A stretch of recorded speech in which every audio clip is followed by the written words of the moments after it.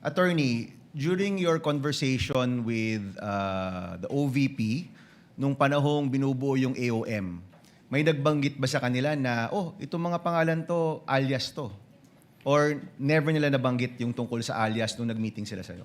Nung time po na yun kasi hindi pa nila na-submit yung documentary evidence of payments po. So there's never been any indication from their responses or any calls that these names that are being brought up are indeed aliases? Wala? Wala pong indication. Okay, thank you. Yung ibang ahensya na ino-audit ninyo, gumagamit rin ba sila ng alias?